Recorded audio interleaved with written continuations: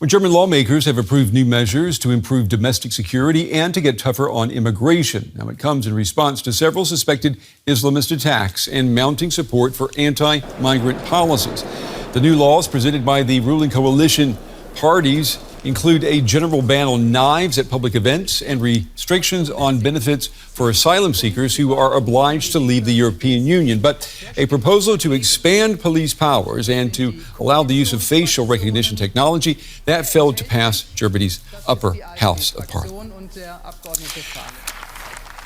And for more on this, I'm joined now by our political correspondent, Simon Young. Simon, what, if anything, has been made more secure by this legislation?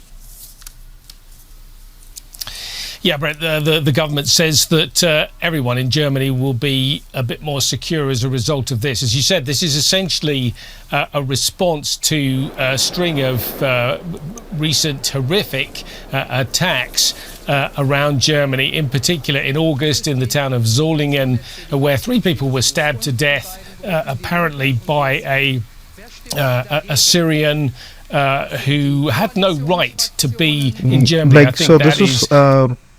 This is one of the side effects of immigration. You have to expect this to happen. I mean, if you're allowing people to come into your country, why does European countries want people from other countries outside of Europe to come and settle in their countries? Simple reason is that they need them to run their economy.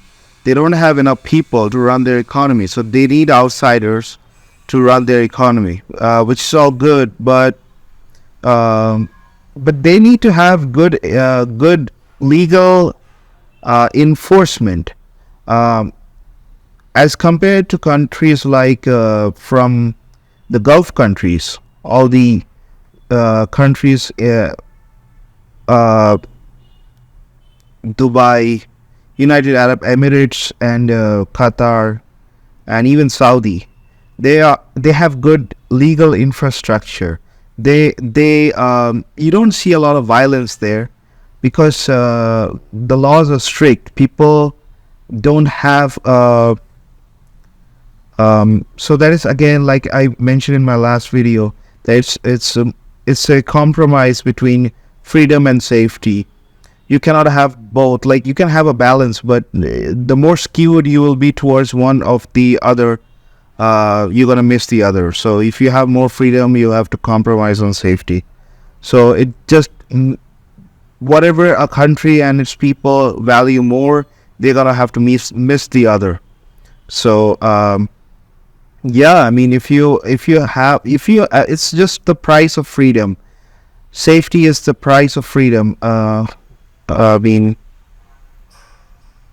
but then again, if a country which is too safe, then there will be no freedom. So probably it's best to have some kind of a balance when it comes to freedom and safety.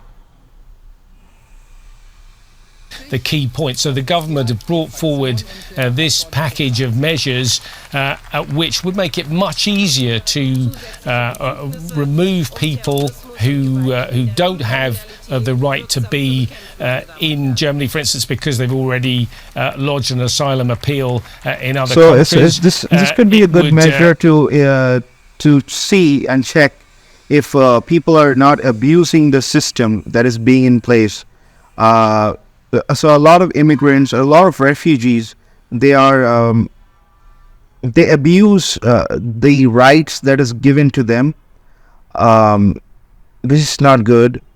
So yeah, I mean, this could help in that regard, because otherwise the entire government and the functioning of a healthy country will collapse if they don't keep things in check.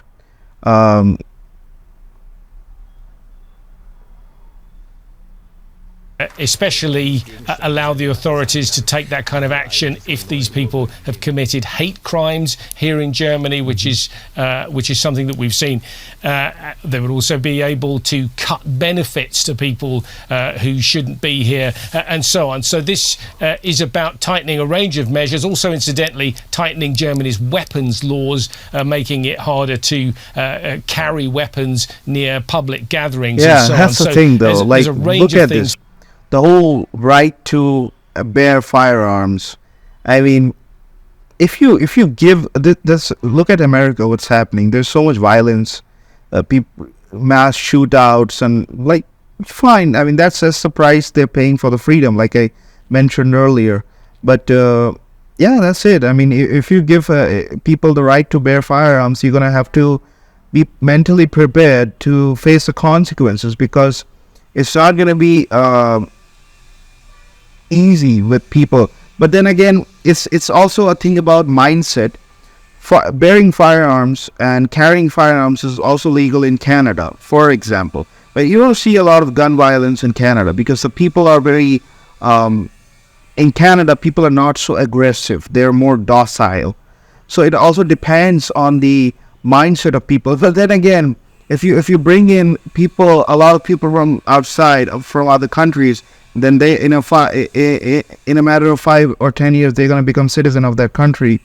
Then they're gonna also have the right to bear firearms, and but they're not gonna. They probably might be not so docile. They might be aggressive. So it's all about that. I mean, people different. There are different kinds of people in this world. So I mean, rights and all is good, but what kind of rights is given to? I mean, get my point, right? Like, it'll have consequences because the countries, the demographics is changing.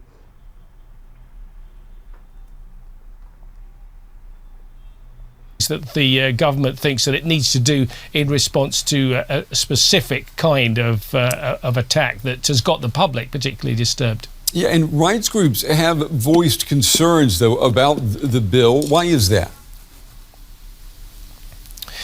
Yeah, some of the refugee rights groups have said that this will push refugees and asylum seekers into a grey area, push some of them into homelessness, and effectively will take away the protection that they currently get from the German state. And some activists are also saying, the debate has become skewed because of a relatively small number, they say, of serious incidents, and that there's way too much focus on this question of asylum and migration, not enough on other growing social issues like housing and education, which are also problems in Germany.